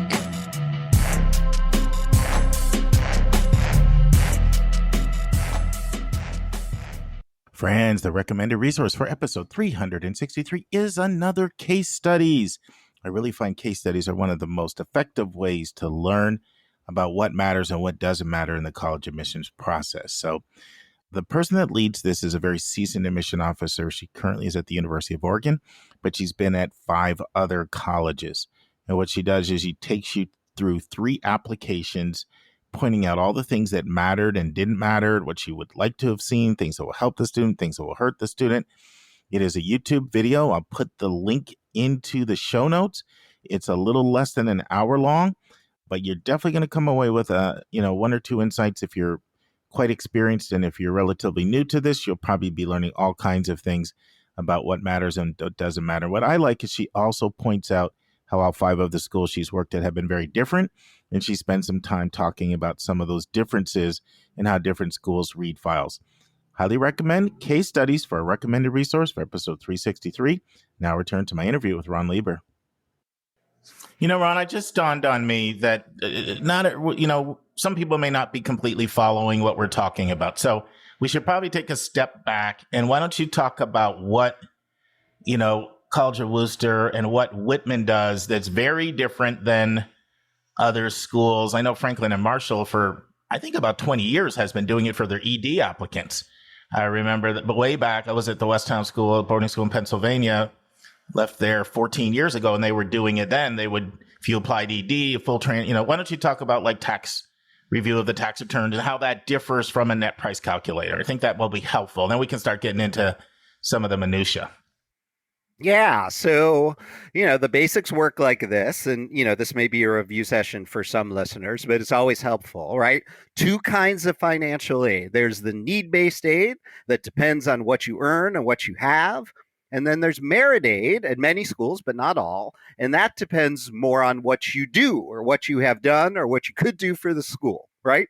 So if you want to get a sense of how much need-based aid you might get, you fill out the net price calculator. And those calculators, some of them are more accurate than others, but it generally gives you a pretty good sense, more often than not within 10%, of what they would ask you to pay, what they would ask you to borrow if you were to get in. Merit aid, however, much less predictable. Sometimes it's baked into the net price calculator, sometimes it isn't. Sometimes there's a grid saying, if you get this SAT score and that GPA, you follow the lines in the grid and you say, oh, okay, the University of Alabama will give me $18,000 off per year as an out-of-state student in that instance. But there are a not small number of schools where there is no ability to predict what kind of merit aid you might get if you were to get in. And so the price might swing by six figures, $100,000 or more, over 4 years, depending on how much, if any, merit aid you might get. So schools are asking people to make the commitment of an application fee, sometimes to apply early decision, without having any idea how much merit aid they might get. So, in what other area of consumer life are we asked to go so far down the road towards purchase without having the faintest idea what the product or service might cost? The answer is no other area of consumer endeavor. So my question for the schools that they cannot answer because there's no logical answer is, what makes you so special? Yeah, and it's really Ron's passion on this topic that made me first say, I want to interview you. I kind of got on the warpath myself, and I started asking schools, why can't you do what Worcester and Whitman are doing? And I started hearing a series of different answers from that, and we can get into some of them in a second. But you've been talking a lot in a merit context. All this also applies to a need-based context as well, because you've got all the schools, the most highly selective, especially in the Northeast, that don't give merit-based aid.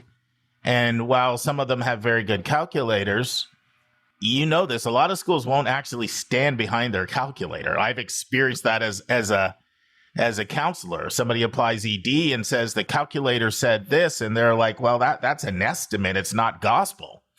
And that also happens on a need-based analysis. I mean, I've seen students, I can think of a student where there was a $28,000 gap between what they got asked to pay and what the calculator said.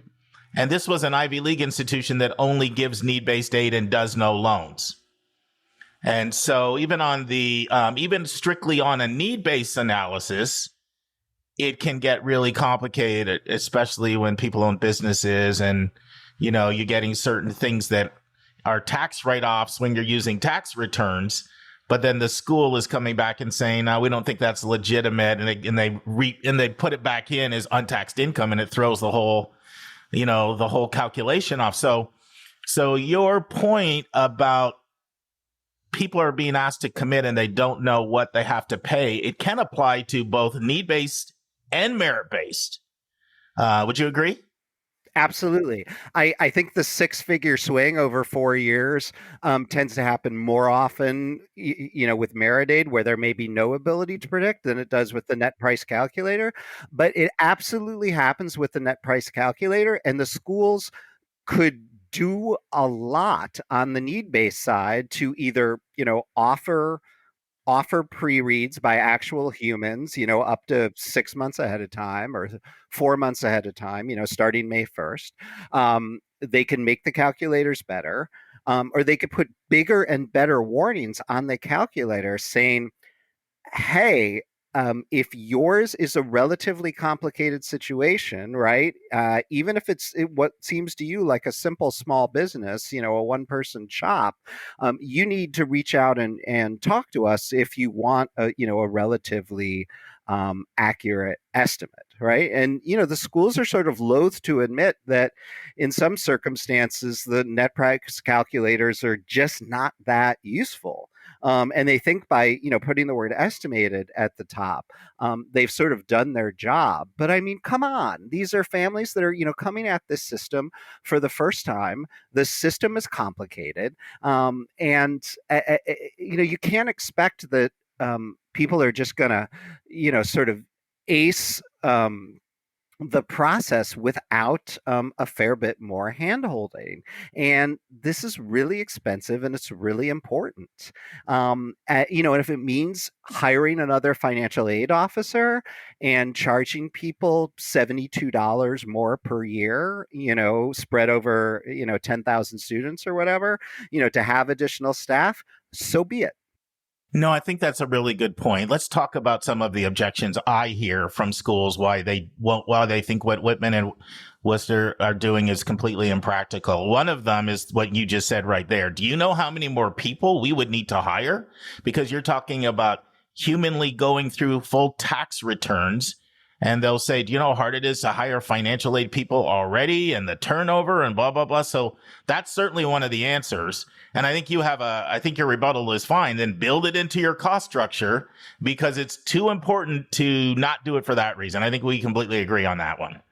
Yeah, but why can Whitman and Worcester afford to do it? I mean, these are like reasonably well-resourced institutions, but they hardly have $5 trillion endowments like all of the Ivies do, right? So, like, what exactly is what's stopping Kenyon from doing it? What is stopping Redlands from doing it, or anybody else in Whitman's athletic conference out there on the West Coast? I don't know, right? Well, I'll tell you one thing Whitman told me, because I had a conversation with their VP, and they said if we were in a situation where we were accepting a very low percentage of our applicants, it would be a lot harder to justify the amount of work and time and effort we would pay for how many people, we're turning around and rejecting. So they were sympathetic to the real low admit schools when they look at the rate, the amount of work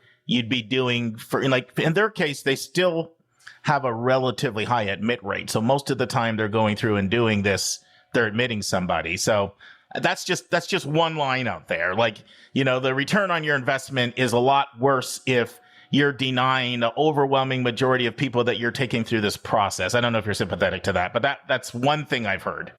I would say a couple things about that. First of all, that echoes what schools, that reject a higher percentage of students, say when they think somebody isn't going to repeat it to me. You can imagine who some of those schools are. They say, well, the only reason Whitman and Worcester are doing that is because they have to, and we're in a different market position, so we don't have to, right? We can effectively say to people, we're so in demand that, you're just going to have to suck it up. And that's not a very nice thing to do. But, and it's a reminder to us that this is not the land of, pipe smoking and elbow patches, right? This is sharp elbowed capitalism with costs that spiral well into the six figures, and it is intensely competitive. And people talk smack about their competitors who are farther down the food chain. But I guess what I would say to, other institutions that reject more of their applicants, that if somebody's raising their hand and coming to you for a price quote, it's because they're really interested, right? You are probably their first choice or close to it. And don't you want more people chasing after you and feeling good about the place? So that you can become their first choices, because that means your yield is higher, right? More people are going to say yes when you apply. More people are going to apply. More people are going to say yes when they get in, and more people are going to apply early decision. And these are all things that that help you, right? That help your business. So, why not tell people what it's going to cost instead of making them guess? Friends, this concludes the first part of my 4-part interview with Ron Lieber. We hope you join us next week for part 2. And now it's time for our college spotlight of the week.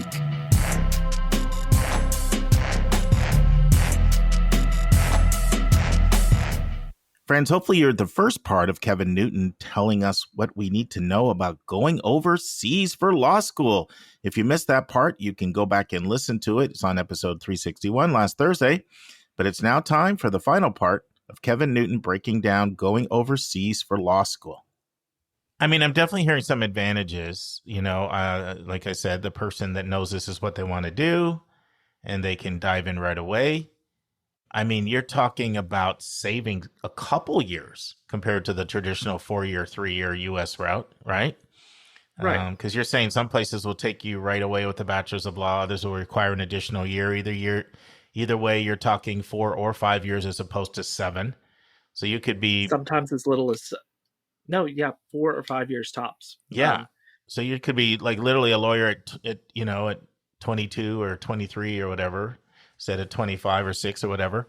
So there could be 2 years of not only financial savings, but we always talk about opportunity costs. Like, what could you be doing with those extra 2 years? Plus, you get the international experience and all that comes with that broadened exposure and global worldview. And I could see how that could be really valuable. But the other part of me thinks that unless somebody was making international law their focus, I could see someone saying a lot of the law we do expects you to have a certain level of expertise on American issues. And is there a disconnect if your training was outside of the culture where a lot of, what we're going to expect you to apply your expertise to, you haven't had? What would you say to that person? I think that, that's one of those places where an LLM is such a big advantage, because usually the LLM back here in the US, and full disclosure, for absolute fun right now, I'm doing an online LLB through the University of London because I have nothing better to do. I was about to say, you're proving your nerd status, Kevin. Right. So, and it's also, my wife and a bunch of my friends are lawyers. I've got to keep up in the conversation. So I need something to the old wife latch competition. You can't be a lawyer without me being one. Right. So, the LOM, because I've looked at this, gone down those rabbit holes of, well, what if I want to one day be a lawyer or something, which is a strange conversation to be having with yourself at 37, when you're very happy with what you do. But I digress. And the LLM, as it stands, that you would do in a lot of these places in the US, focuses on a fair chunk of those foundational courses. And again, we here in the US, outside of Louisiana, we draw so much of our basic laws, the precedents that form contract law and torts and criminal law. We get those straight from the UK and the English legal tradition. So it's almost as if, the closest thing I can think of it, this is just helping my nerd status here, is learning Latin before learning Italian or Spanish. So there's obviously a pickup. You have to learn a few different things. We don't wear wigs in court here in the US. Exceptional attorneys are not referred to as King's Counsel. So, and there are obviously some other differences, just because we've had 250 years of separate history now, the precedents have shifted. So there is some catch up to be played there and things of that nature. And I don't want to minimize that, but the foundations are still very much the same. You have a trial by jury if you opt for it. You have, you're innocent until proven guilty. You have a lot of the procedural issues are very much the same, simply because, and again, that's the big advantage of common law over civil law. In a civil law case, or civil law court, it's not uncommon for someone to be graduated straight out of law school and be a judge because they trained to be a judge, as opposed to being a defense attorney or a prosecutor or whatever other form of litigator or transactional attorney they want to be. So it's a completely different, the civil law is a completely different system, but in the common law, there's still enough similarities that with that year of an LLM, most students catch up pretty well. So, well, it's interesting because, it's amazing how sometimes when you talk out loud, you think. And so I was asking you that last question, about is it a disadvantage with you not being exposed to U.S. culture? And does that put you at a competitive disadvantage? But then when I was asking it, I had this thought pop in my head, which was like, snap. Isn't it an advantage if you did want to do international law? Like, let's say you wanted to do international law, the concentration on whatever, Europe or something. You go to school there, boy, I could see that being really I could see it being really appealing as well. The fact that you have that background and you've lived there and you probably understand the culture, and we need someone, for, either an international law firm or need an international lawyer expert on our team. That could be a real strategic opportunity. Does that make sense? absolutely. And I think, again, even fields like family law, and I'm here in Texas, so criminal law becomes a bit more international simply because there's another country just across the river. And those factors do start to add up. And, you can be anywhere in the world in 24 hours with modern connectivity. So these factors, it is definitely the sort of thing that it's worth considering. And again, if you're looking to be a criminal law judge in some small town, maybe it's not for you. If you're looking to run for political office and you're using law school as that traditional staging ground to work a couple years in politics before you join the state house or something, it's not for you. You're not going to get those connections, obviously. But if you're looking for international law, or if you're looking for big corporate law, or anything that's going to have a complexity overseas, or if you're just looking at, hey, I don't want to waste time. I know I want to be an attorney. I want to get started quickly. It's never safe to assume it's the absolute only solution or it's the best solution without looking into, but those are the cases where it's definitely worth looking at. You bring up a really good point, because if you're looking at doing corporate law for a multinational corporation, they're not just going to be U.S. centric. They're going to want to be thinking globally, and I could see how that could really, really be appealing. Absolutely. You've mentioned Louisiana and Quebec as a few places. Obviously, there's some French roots for both of them. How does Louisiana function in America if it's like the one state that doesn't go by common law? So my understanding, and I am not the expert in this by any means, is that it's a mix of common law and civil law. So for certain state statutes, especially as they relate to property law and criminal law, things that it's easy enough to have a statute about where precedent's not going to matter as much, they do tend to use the statutes blended with precedent. So again, I'm not an expert on that by any means. That was a very fun course I took a very long time ago in undergrad and then in grad school.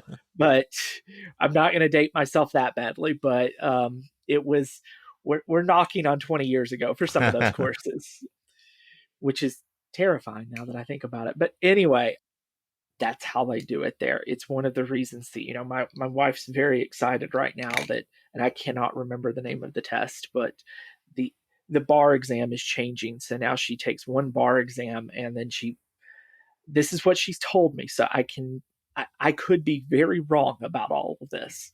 So if anyone's out there about to say, Kevin, you're off your rocker, I probably am on this. Well, you need to follow up with me if you are. We'll make an edit. You take the bar exam for a number of states at once and then pick the states you want to be admitted to. And there might be follow-on requirements after that. I believe it's called the UBE, the Universal Bar Exam. And, she laughs. She's like, the one holdout is Louisiana. And one of her best friends lives in New Orleans. And she's like, I'm never going to get to live with Amanda or nearby to Amanda. just because it's just not going to happen. So, Kevin, is there anything a student needs to know about the application review process for somebody looking at going overseas right out of high school, going into, a bachelor of law program? Is there anything any different from what you've said in past, episodes where we've had you on, where it's been, some of the key points have been like you're definitely need to know what you're studying because you're applying directly into a program, and things like AP, SAT, ACT are going to weigh pretty heavily, and there's not going to be much focus on your activities or personal statement type, reflective type writing or recommendations and these kinds of things. Are there any different metrics or different ways in which a student is evaluated that varies from a traditional, application to a non-law program? I think the main thing to focus on is, why do you want to study law? Why do you want to do that? And that needs to come through your personal statement and your letter of recommendation. Obviously, there is the LNAT if your law school of choice requires it. Not all law schools do. But that importance of being able to talk about why you want to study the law. And it's a big difference between the US and overseas applications in that they're not necessarily looking for you to wax on about what the law means to you or your personal experiences or anything like that. They want, forgive the pun, black letter reasoning as opposed to black letter law, which is a phrase that my wife throws around a lot that I'm not really sure what it means, but we're just going to go with it. Sounds sophisticated. I just smile and nod a lot, and I've learned that well. But I think definitely being able to point that out and make the connection of why you as an American are taking an interest in this other legal tradition. I think that's especially true if you are one of those people who's looking at, I want to do international human rights law and I want to live overseas, so I don't have to do common law. I can do civil law, and I can do a civil law degree in the Netherlands that's taught in English, and I can go work at The Hague. That's great.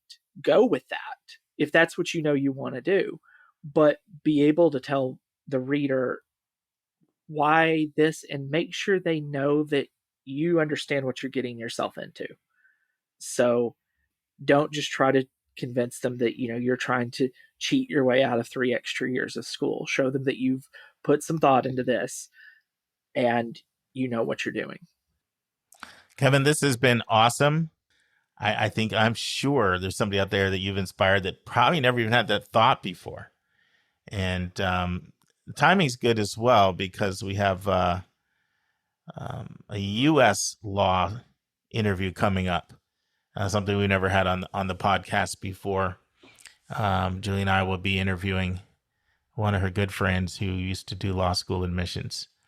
And so we're going to approach that topic, and it'll be interesting to sort of run them close to one another and sort of do a little law series. But I think I always like it when we can expand people's horizons and maybe think about things I haven't thought about before and entertain things I haven't thought about before. And I know you sort of challenged me, not on a personal level, because I'm not going back and getting a law degree in my 50s.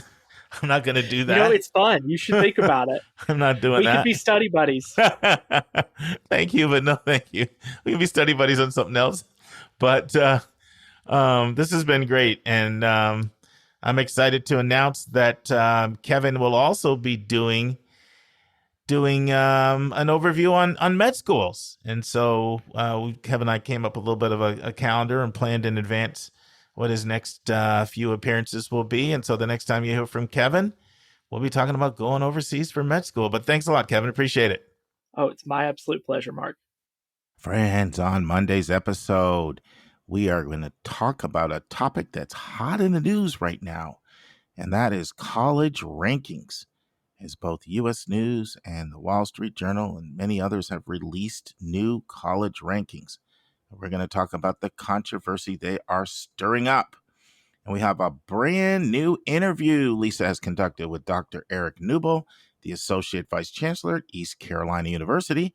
And we're going to be talking about all things related to student success once they get to college. And friends, remember, college is a match to be made and not a prize to be won. And in this era of rankings frenzy, you cannot emblazon that on your mind any more than now. See you on Monday, friends.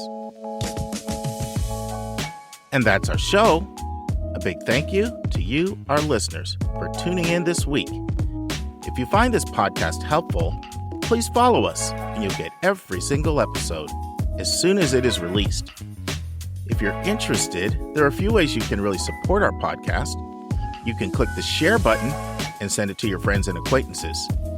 You can help us pay our staff and our expenses by donating on our website. You can write a review for us on Apple or Spotify. I'm the producer of the podcast, but we have a fantastic team of 15. Shout out to our co-host, Dr. Lisa Ruff, Dr. David Williams, Linda Depker, Susan Tree, Vince Garcia, and Julia Esquivel. And to our substitute co-host, Sylvia Borgo. Our sensational sound engineer is Nemanja Motvich. Our amazing music is from Victor Allen Weeks. Marketing designs are from Kimberly Blass. Lily Parikh manages our Instagram. Our image editor is Talha Khan. Joyce Ducker does our website episode updates. And our webmaster is Stelianos Dimitriou. And if you want to have a coaching session with Lisa, Linda, or me, just text me at 404-664-4340. If you have a question you want us to answer, or if you have a recommended resource or article you think we should discuss, just send it to questions@yourcollegeboundkid.com. Our favorite method is for you to record your own voice at speakpipe.com/YCBK. By the way, check out our website, where you'll find lots of content that is not on any podcast app. Our website is yourcollegeboundkid.com. If you want to learn about other hot admissions topics, follow us on Twitter at YCBK Podcast. We think of you as our listening family, and we look forward to meeting again with you every single Monday and Thursday.